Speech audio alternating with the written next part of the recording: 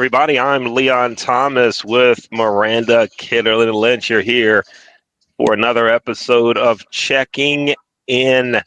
Miranda, what's happening good? Everything's good. It's an exciting time here in South Florida. Tomorrow is graduation for our hospitality management graduates. It's one of my favorite days of the semester. So, yeah, all good. Right on. That is good to hear. Yes, tell me All right. racquetball, because I haven't heard about racquetball in a while. Okay. Racquetball. Let's check it out. Now, some folks that watch our show also follow our program, and you know about the ask that we made of Baltimore County, and that was to redo the courts. And you can go to that website, racquetballrevival.com, to learn more about our racquetball program.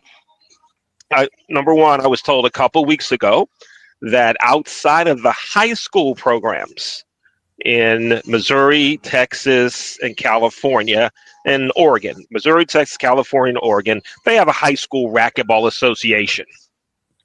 But we are the largest youth racquetball program in the country. That's incredible. That's a pretty cool thing. And back to that deal with the county has agreed to resurface the courts. Awesome. And the work will begin on May 19th.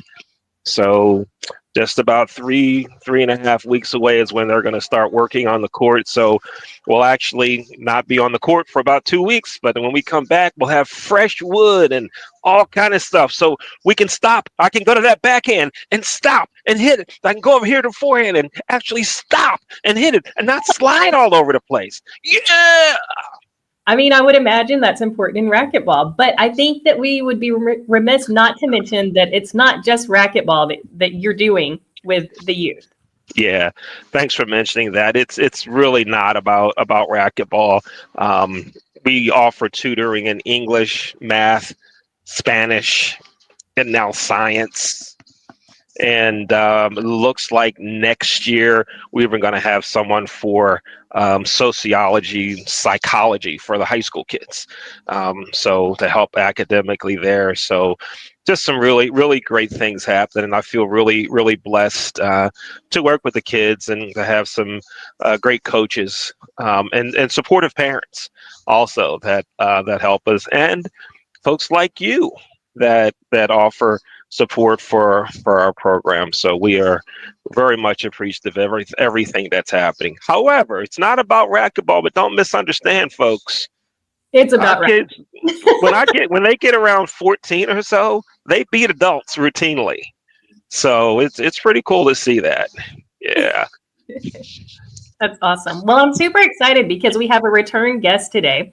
We haven't been able to catch up with her for a while because she's always doing so many cool things, but we got her today. Let's bring her on. Rachel Humphrey. Hi, Rachel. How are you?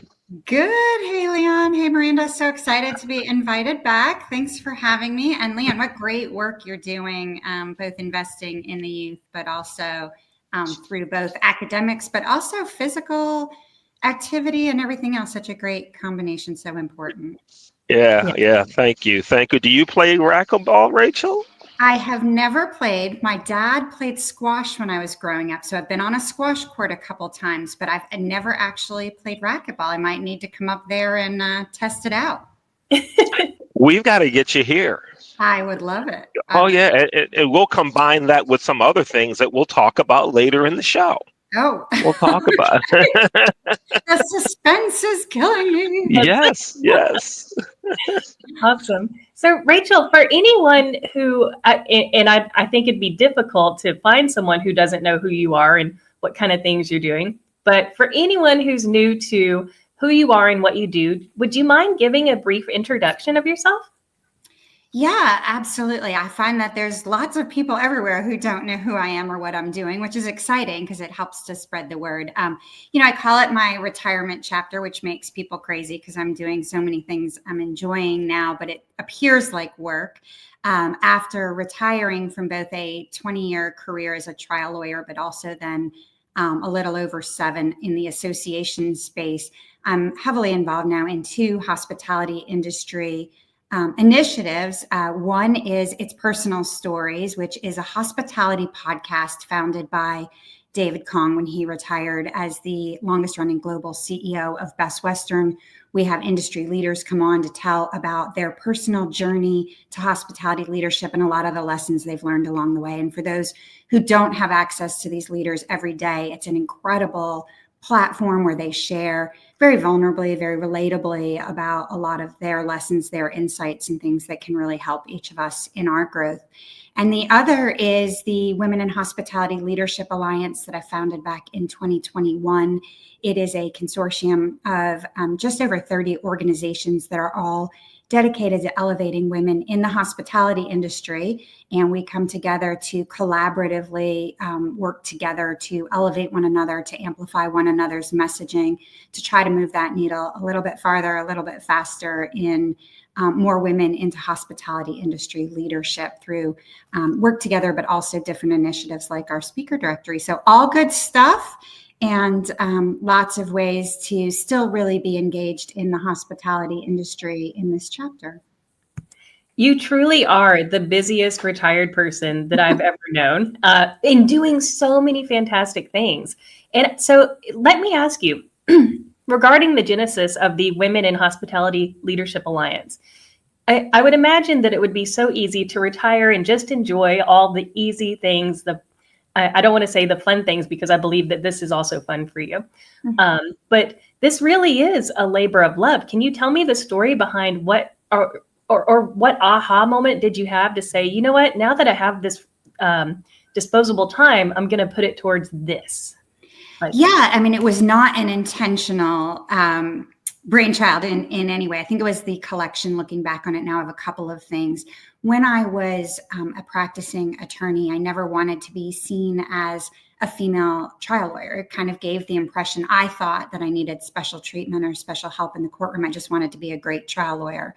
When I was in the association world, I saw things from a little bit different of a perspective. There weren't as many women in leadership, and I had an opportunity to lead with a CEO title. And I noticed that even though I was the same person, same smart, same drive, initiatives, same organization, quite frankly, that people viewed me very differently with a CEO title than even with a COO title or some of the others. But I didn't really understand at that moment the ability that would have for impact. Shortly after I retired, there were a lot of announcements that came out for new CEO leadership in brands, management companies, associations, and each of those opportunities ended up being extended to men who I've known for a long time, great leaders in the industry. But I knew that there were several women who had been interviewed in a final 2, final 3 candidate for a lot of those roles. And I couldn't really understand why it was that not a single one of them ended up being to a female. And so I reached out to some organizations that I knew when I was working. I asked if my voice, my relationship, my influence might be able to help them in what they were doing. But I quickly realized, I think the operational efficiency brain went off, and I realized that there might be something to working collaboratively together. And I reached back out and I asked if they would jump on a quick phone call together. And to their credit, they did. We knew we were onto something instantly, that there was a lot of duplication of efforts. There was open lanes, that there's room for everybody. We're never going to be on opposite sides of anything. And then those 5 organizations, like I said, have now grown to 34 as we've identified. There are just so many groups, so many individuals doing really great work. And I think for me, what I get to see is that, you know, human resources, capital resources, for a lot of these organizations, this is not somebody's principal role. It's a side hustle for a lot of people. So to be able to be a leader who brings people together to really make each of them stronger is, like you said, a fun way to spend time, but I know a really impactful way as well. Yeah, absolutely. And I forget. Oh, excuse me. We've had people on the show describe themselves as connectors. And that's one of my favorite ways to hear someone describe themselves, because I think that makes you a really special person when you not necessarily do it for yourself, but to put people together that you think can make, good, positive things happen. I think that that's just really special. Leon, it's so funny, Miranda, just quickly that you say that, because I would not have described myself that way. But in a short term, after I stopped working, people kept saying, your superpower is connecting people. And I started thinking about it a lot. And I think in the hospitality industry, we assume that everybody knows the same people that we know. It's, you go to the same conferences, you're at the same events, you're reading the same things. But in reality, I realized in hindsight that was not the case. People might know each other, but the relationships are very different. And so I appreciate your saying that, because that's actually something that I've learned about myself in the last couple of years that was not as evident to me while I was working. That makes you a true superhero. I wouldn't say that.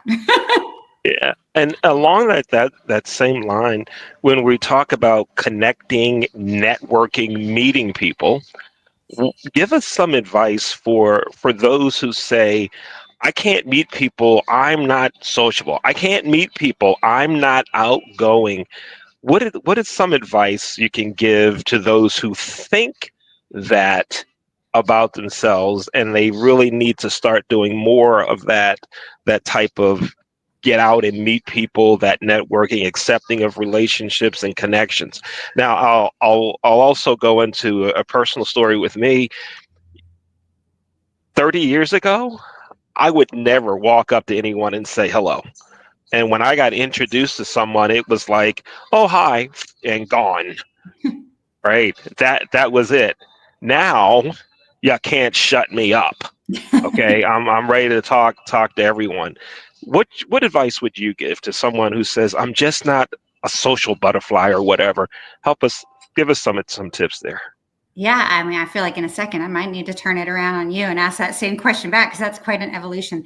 Leon, you and I are actually exactly the same in that way. I feel like you don't know this story, but you were itching for it anyhow. I've told this publicly a lot.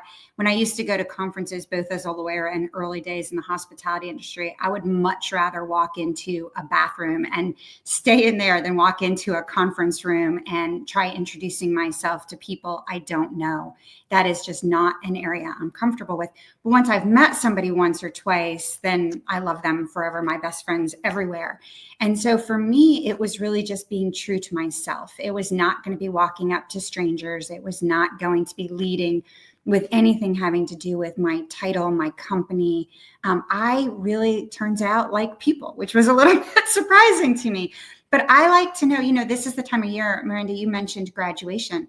This is also the time of year that high school seniors are trying to figure out where they want to go to college. So my friends who are hospitality people who I know are in that stage, I'm like, oh, where did you decide on for, or your child decide on for school? Or I love traveling. So I'll say, Miranda, I remember the last time I saw you, you were headed off on spring break, or you were headed off on an anniversary trip. How did it go? Tell me all about where you went. New restaurants that you go to. I love to eat. Where have you been recently that you might enjoy? And what I found is that I am really comfortable talking about things that I like, that I find a connection with people. I love sports. I might remember who you root for as a team and, text you quickly, like I saw the game this weekend or something like that. Because to me, the relationship is really about the people. It's not about the content or the title or what do you do or who do you work for. But we put a lot of pressure societally on that. When you walk up to someone, the first question they ask you is, what do you do? And for me, this is a funny time for that, because that's almost a paralyzing question. If I say I'm retired, it's kind of a weird answer to it.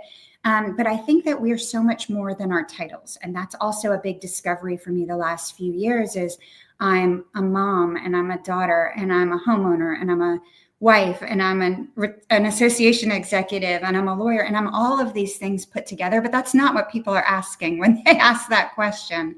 So for me, the secret is figuring out what works for me. One of the really interesting things on the podcast that we do is how many leaders talk about being real introverts and building relationships and building that network in a way that might not be at the reception at the conference or might not be after hours at something else, or they may do it through other ways. They find people who maybe run in a city that they want to go for a run before an event. So they'll reach out and say, hey, anyone want to do this? Or they'll find out people who have been to schools that they've been to or other things. So I think that this misperception that everybody walks into a room of people they don't know and is automatically going to build this huge network is probably inaccurate, but one that seems to permeate. The other thing is I believe a lot in the follow-up. So when I was working, I wrote a handwritten note to every single person I met, put my business card in.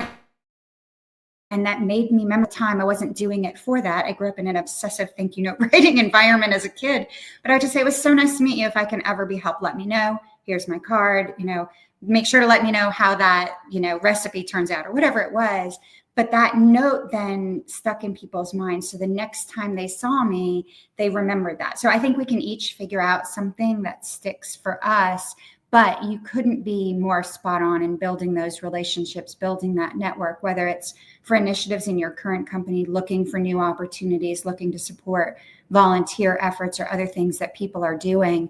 Those relationships and that network is hugely, hugely impactful. Yeah, one of the things that I tried to do as I was growing and getting more involved in management and in the hotel business, I would make sure that people knew who I was, and I would try to introduce them to someone else, right? Either via email or, of course, face to face. And then as the landscape started changing, when you got into particularly COVID, right, and we were all playing around on LinkedIn and TikTok and where every other thing that's out there, not being afraid to reach out and send someone a message that says, hello, I saw this post about, or whatever. Miranda, that's how you and I met, right? Yeah. Was through something like that. And the other thing, though, I have a Southwest pin, a Southwest lapel pin from when I used to fly on them quite a bit. And if I wear that pin, it's an instant conversation starter. I'll wear it on the next show, and I love that. we'll see what happens. Yeah, right on. That's fantastic. One thing that you both said things that I think are important that jogged me to want to highlight this is, Rachel, you mentioned that it's not feasible to think you're going to walk into a room and just automatically build this big network, right?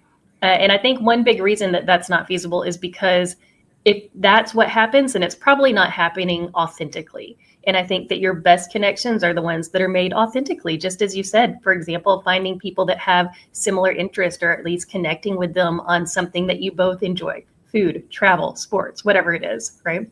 And Leon, you mentioned making sure people know who you are. I had a great mentor tell me once, it's not who you know, it's who knows you that's going to help you be successful. So I think that those are two important things to highlight. Yeah, I think, Miranda, there are some people who can walk into a room and build very genuine relationships in that way of just walking up to people. I know we hear strategies of, I'm going to meet 3 new people at a conference, however that's going to happen, or very intentional outreach. For me, it isn't as genuine. I just think it's more nerves and insecurities than other things. But there certainly are some people that's very successful for. Yeah, absolutely.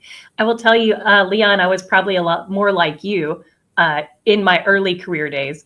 But when I tell you, I look at my students in the way that they will just walk up to guest speakers with the confidence and politeness, of course, but just so confidently, hi, I'm so-and-so, and I want to do this. I'd love to be part of your network. And I'm so proud of them. I'm so impressed with this generation. I know that it's easy to hear people bashing the generations below them, but I think this generation is amazing. But let me get back to the Alliance, if I may. So you've got now over 30 organizations working together in this collective effort. What are some of the great successes that you have seen emerge from this? Well, I think there's a couple things. As I mentioned, the initial purpose behind it was collaboration with each other. So every time I hear one of the organizations say, I was going to do this, but I found out somebody else is already doing it, so I'm going to share their resource on that instead and put our efforts in somewhere else, then I know the original purpose behind the Alliance is working. I see a lot of collaborative, either podcasts or conferences where they're calling on each other, continuing to elevate and amplify each other's messaging. And that always makes me incredibly happy again. But I think that over the last year or so, the biggest thing to come out of it is definitely the speaker directory.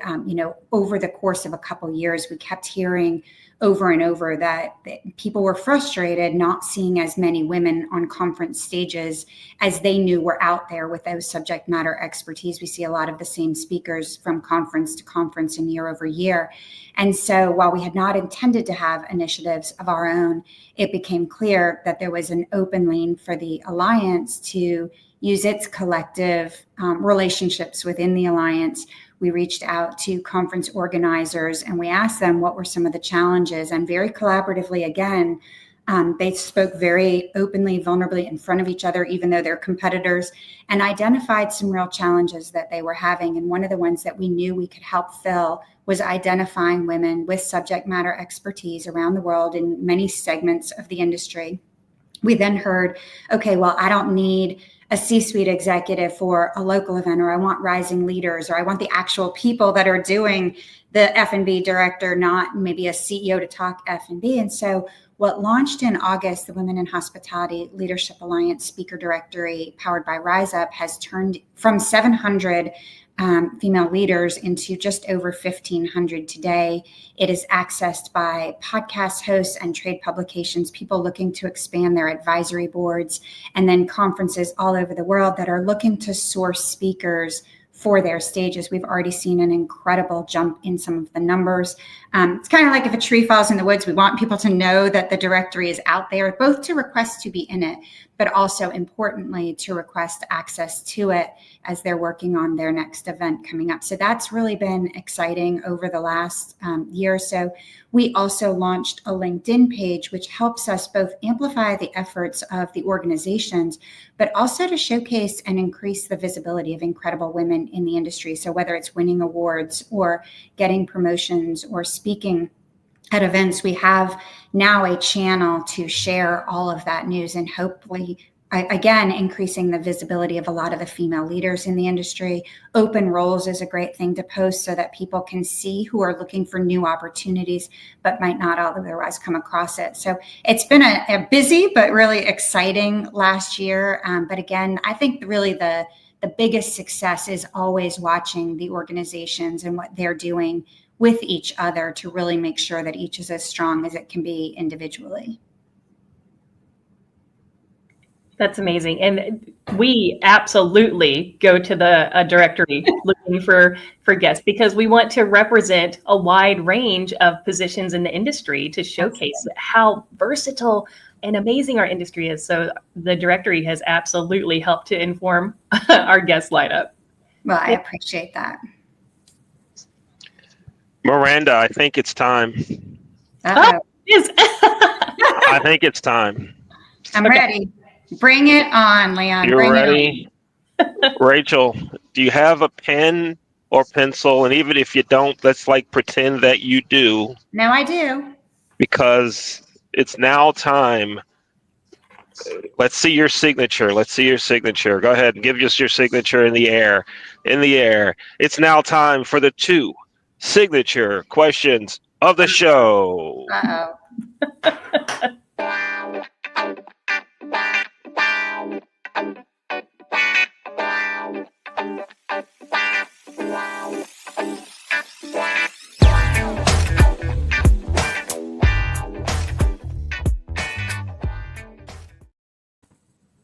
Okay, there's actually 3 questions. Okay. But it just makes for better banter if we leave the intro at 2, but we ask 3.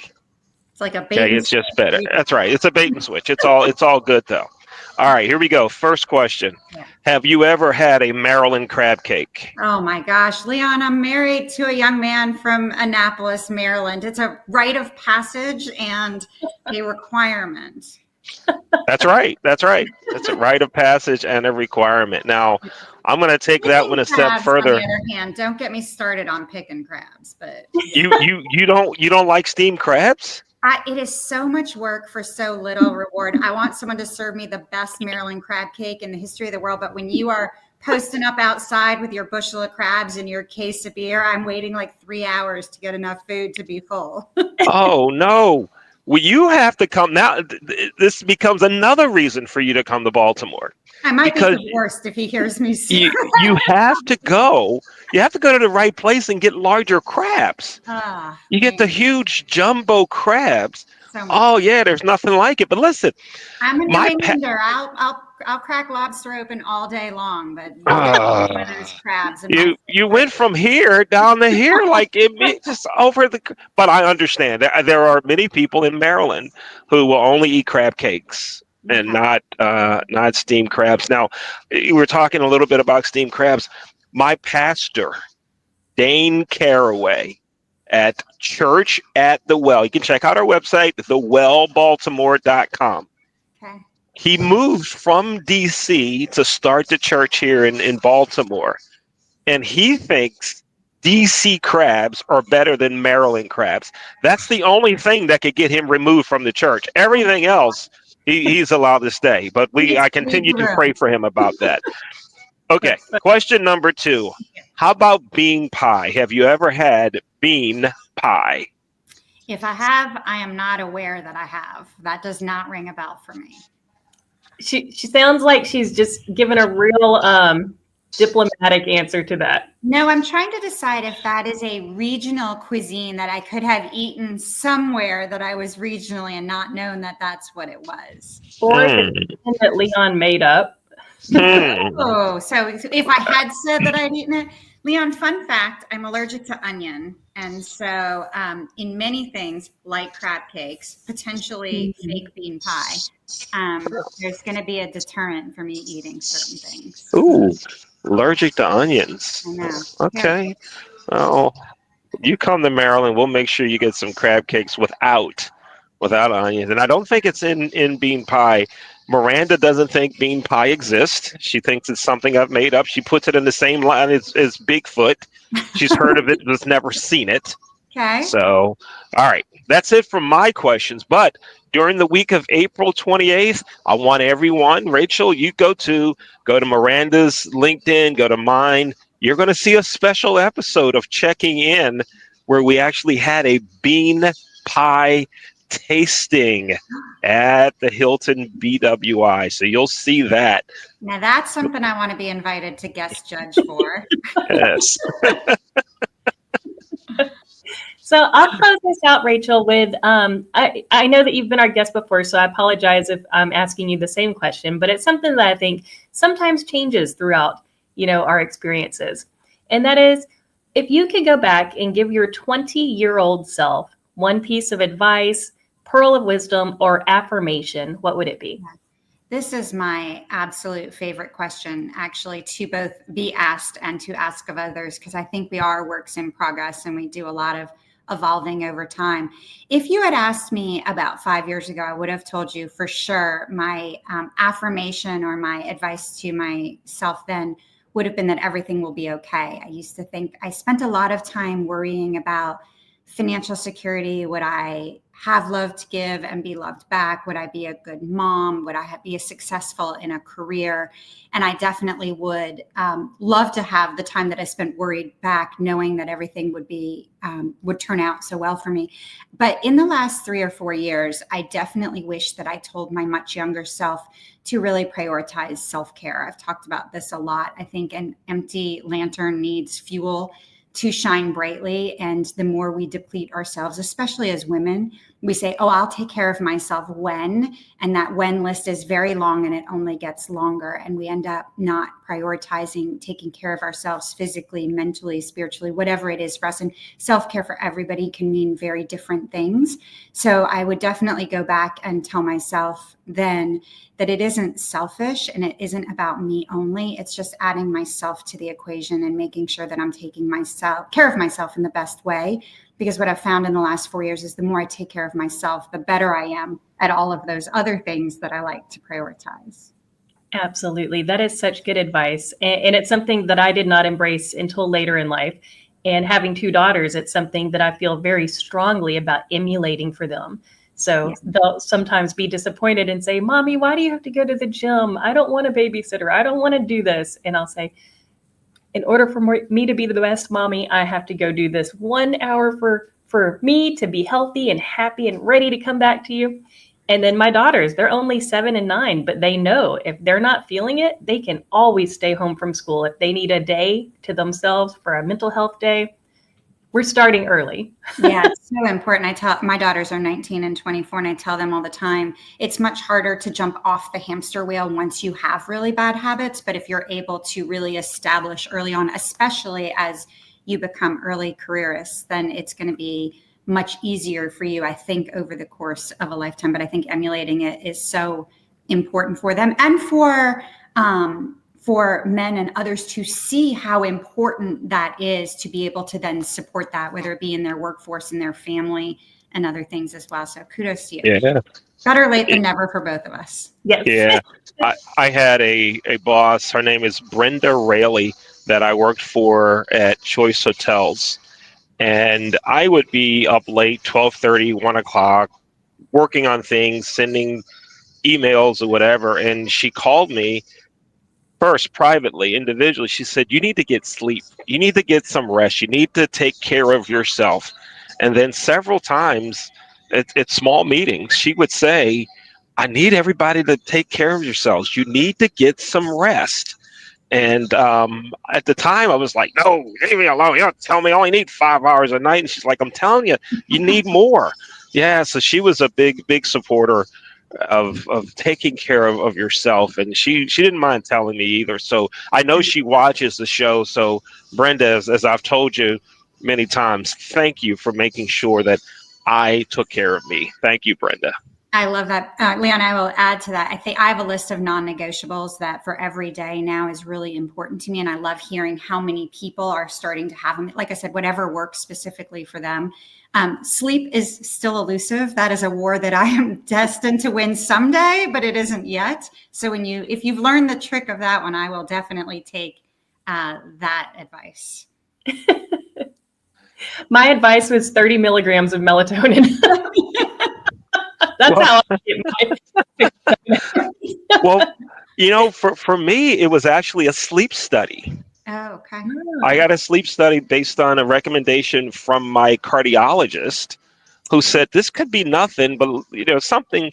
Let's check it out. All they can do is tell you you're fine, and it turned out that I was on the borderline, and that they could fix the reports to make it look like I really needed the CPAP.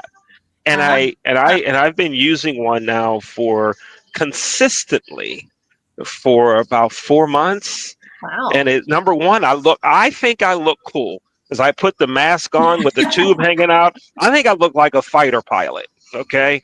I put it on, and I'm telling you what, I am gone and wake up feeling great. So, I mean, that's what my trigger was. And I look forward to masking up and going. Maybe I'll sleep like a baby with a combination of racquetball and bean pie. Who knows? Maybe that's what I've been missing out on. Racquetball will do it. Yeah. Rachel, thank you so much for taking the time. You are doing such great things. It is such a pleasure to be in your atmosphere, honestly. Well, I appreciate it, Miranda. I met you through the Alliance, so I'm so grateful for that connection, but also just the opportunity to share the great work that the organizations are doing and to talk a little bit about the podcast, because I think it's really unique and special. And Leon, always nice to see you, and I really appreciate both of you inviting me back. Thank you so much. Thank you, Rachel. Wow, just another great guest. Miranda, another great guest. Another great show. Yes, I love it. I love it. And folks, we want you on the show too, or someone that you know. If you want to be on the show, send me an email. The email address is Leon at the Leon Thomas Group. Miranda, how do they get in touch with you? The easiest way is just to put my name in your favorite search engine for your favorite browser. Or I can be really nerdy and say, Google me. There you go. And everyone, remember, starting the week of April 28th, look for the show that's called What's All the Buzz About Bean Pie. You're going to love what happens on that about 18-minute show that starts during the week of April 28th. You want to make sure that you check that out.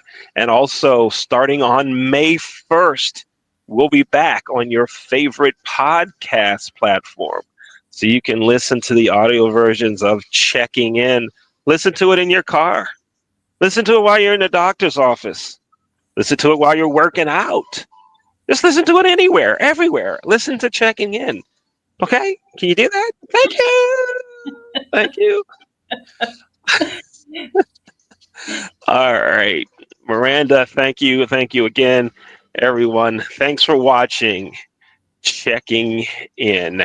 We'll see you next time. Take care.